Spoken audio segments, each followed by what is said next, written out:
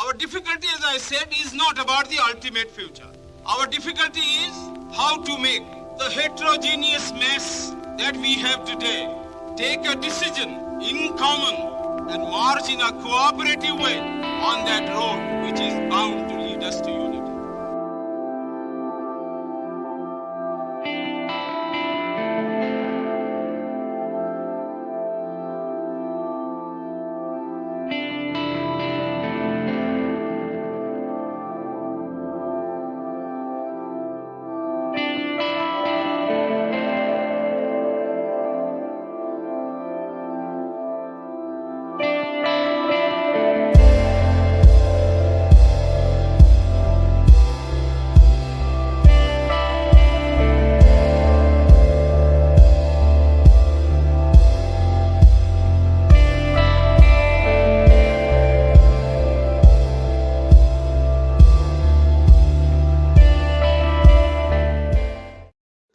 ನಮಸ್ಕಾರ. ನನ್ನ ಹೆಸರು doctor Om Prakash H M, professor, department of curriculum and instructions, college of education and behavioural sciences, Bulehora university, Oromia, Adola, Ethiopia. ನಾನು ಇಂದು ಅಂಬೇಡ್ಕರ್ ಓದು ಸರಣಿಯ ಭಾಗವಾಗಿ ಜೂನ್ 19, 1938 ಚಾಳಿಸ್ ಗಾಂವ್ದಲ್ಲಿ ಅಂಬೇಡ್ಕರ್ ಸ್ವತಂತ್ರ ಕಾರ್ಮಿಕ ಪಕ್ಷದ ಕಾರ್ಯಕರ್ತರನ್ನು ಉದ್ದೇಶಿಸಿ ಮಾಡಿದ ಭಾಷಣವನ್ನು ಓದುತ್ತಿದ್ದೇನೆ. ಡಾಕ್ಟರ್ ಅಂಬೇಡ್ಕರ್ ಭಾಷಣದ ಸಾರಾಂಶ ಹೀಗಿದೆ. ನಾನಿಂದು ಭಾಷಣ ಮಾಡಬೇಕಾಗಬಹುದೆಂಬ ಕಲ್ಪನೆ ನನಗಿರಲಿಲ್ಲ. ಜನ ಬಹಳ ಸೇರಿರುವುದರಿಂದ ಒಂದೆರಡು ಮಾತು ಹೇಳುತ್ತೇನೆ. ನಮ್ಮನ್ನು ಇಂದು ಆಳುತ್ತಿರುವವರು ಆಂಗ್ಲ ಸರ್ಕಾರವಲ್ಲ, ಕಾಂಗ್ರೆಸ್ ಸರ್ಕಾರ. ನನಗೆ 11 ವರ್ಷದ ಆಂಗ್ಲ ಸರ್ಕಾರದ ಅನುಭವವಿದೆ. ಹಾಗೆಯೇ 11 ತಿಂಗಳ ಕಾಂಗ್ರೆಸ್ ಸರ್ಕಾರದ ಅನುಭವವಿದೆ. ಕಾಂಗ್ರೆಸ್ ಅಧಿಕಾರಾರೂಢವಾಗುವ ಮುನ್ನ ನಾನು ಬಹಳ ಆಸೆಯನ್ನಿಟ್ಟುಕೊಂಡಿದ್ದೆ. ಅದೆಲ್ಲ ಹುಸಿವಾಯಿತು. ಆಂಗ್ಲ ಸರ್ಕಾರದ ಕಾಲಕ್ಕೆ ಅಸ್ಪೃಶ್ಯರಿಗೆ ಪೊಲೀಸ್ ಇಲಾಖೆಯಲ್ಲಿ ಪ್ರವೇಶವಿರಲಿಲ್ಲ. ನಾನು ಅಸೆಂಬ್ಲಿಯಲ್ಲಿ ಜಗಳ ಮಾಡಿ ಪ್ರವೇಶ ಸಿಗುವಂತೆ ಮಾಡಿದೆ. ಆಂಗ್ಲ ಸರ್ಕಾರ ಏನಾದರೂ ಕೊಡುತ್ತಿತ್ತು. ಮರಡಿ ನೆಲದ ಬಗ್ಗೆ ಆಂಗ್ಲ ಸರ್ಕಾರವು ಅಸ್ಪೃಶ್ಯರ ಅರ್ಜಿಯನ್ನು ಗಮನಿಸುತ್ತಿತ್ತು. ಕಚೇರಿಯಲ್ಲಿ ಅದರ ದಾಖಲೆಯೂ ಇದೆ. ಮಾಹಿತಿ ಅಲ್ಲಿ ಸಿಗಲೂಬಹುದು. ಪೊಲೀಸ್ ಇಲಾಖೆಯಲ್ಲಿ ಅಸ್ಪೃಶ್ಯರ ಅರ್ಜಿಯನ್ನು ಮೊದಲಿಗೆ ಪರಿಗಣಿಸಬೇಕು. ಆಂಗ್ಲ ಸರ್ಕಾರ ನಮಗಾಗಿ ಏನು ಸಂರಕ್ಷಿಸಿ ಉಳಿಸಲಿಲ್ಲ.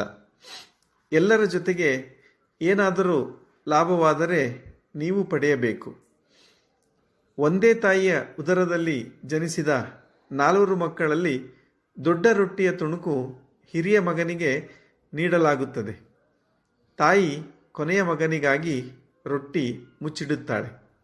ಹಾಗೆ ನಮಗಾಗಿ ಕಾಂಗ್ರೆಸ್ ಏನು ಉಳಿಸಿದೆ? ಕಾಂಗ್ರೆಸ್ ನಮಗಾಗಿ ಏನು ಸಂರಕ್ಷಣೆ ಮಾಡಿ ಇಡುವುದಿಲ್ಲ ಅಂದಾಗ ಅದು ಹೇಗೆ ತಾಯಿಯಾಗುವುದು ಸಾಧ್ಯ? ನಮಗೆ ವಾತ್ಸಲ್ಯದ ಅಗತ್ಯವಿಲ್ಲ. ನಾವು ಸತ್ತರೂ ಸರಿ, ನಮ್ಮ ತೋಳ್ಬಲದಿಂದಲೇ ಸಂಪಾದಿಸುತ್ತೇವೆ. ನಾವು ಹೆದರುವುದೂ ಇಲ್ಲ. ಗಿರಿಟೆ ಹಿಡಿದು ಬೇರೆಯವರ ಮನೆ ಬಾಗಿಲಿಗೂ ಹೋಗುವುದಿಲ್ಲ. ಕಾಂಗ್ರೆಸ್ಸಿನ ವಾತ್ಸಲ್ಯದಿಂದ ಏನು ಲಾಭ?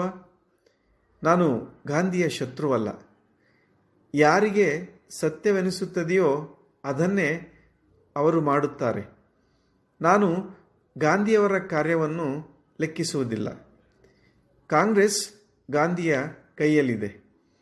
ರಾಜಾಜ್ಞೆಯಂತೆ ಸೈನ್ಯ ಮುನ್ನುಗ್ಗುತ್ತದೆ. ಗಾಂಧಿ ಹೇಳುತ್ತಾರೆ, ಕಾಂಗ್ರೆಸ್ ಮಾಡುತ್ತದೆ. ಗಾಂಧಿಯ ಮನಸ್ಸು ಒಪ್ಪಿ ಅಸ್ಪೃಶ್ಯರಿಗೆ ಸವಲತ್ತು ನೀಡಿದರೆ ಅವರಿಗೆ ತಿನ್ನಲು ಸಿಗುತ್ತದೆ. ಗಾಂಧಿಯ ವಿರುದ್ಧ ಯಾರೂ ಹೋಗಲಾರರು. ಕನಿಕರವಿದ್ದವರು ಲೋಭರಹಿತ ಪ್ರೀತಿ ಮಾಡುತ್ತಾರೆ. ತಾಯಿಯಾದವಳು ಎಲ್ಲ ಮಕ್ಕಳನ್ನು ಸಮಾನವಾಗಿ ಪ್ರೀತಿಸುತ್ತಾಳೆ. ತುಂಟ ಹುಡುಗನ ಮೇಲೂ ಇರುತ್ತದೆ. ಕಾಂಗ್ರೆಸ್ ಮತ್ತು ನಿಮ್ಮ ತಾಯಿ ಗಾಂಧಿ ಅಂದಾಗ ಗಾಂಧಿ ನಿಮ್ಮನ್ನು ಹೆಚ್ಚು ಪ್ರೀತಿಯಿಂದ ಕಾಣಬೇಕಿತ್ತು.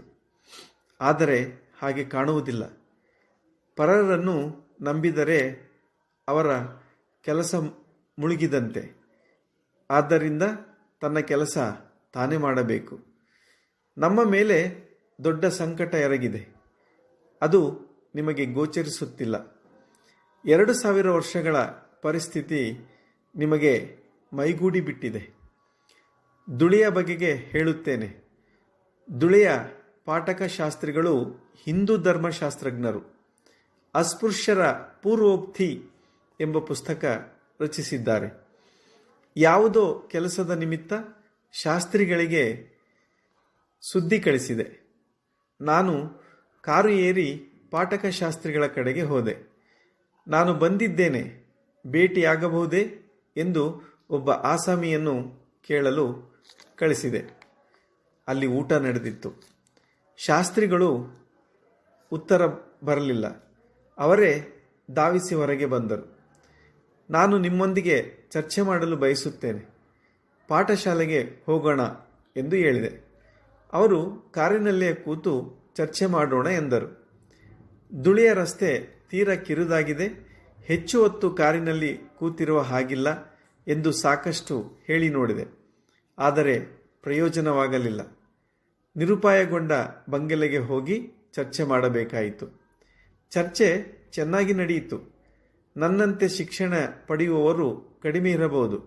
ಆದರೆ ನನಗೂ ಸಹ ಶಾಸ್ತ್ರಿಗಳ ಪಾಠಶಾಲೆಯಲ್ಲಿ ಪ್ರವೇಶ ಸಿಗಲಿಲ್ಲ. ಎಂಥ ಅಪಮಾನವಿದು! ನನ್ನ ಹೃದಯ ಘಾಸಿಗೊಂಡಿದೆ. ನಿಮಗೆ ಅದರ ಅರಿವಿಲ್ಲ.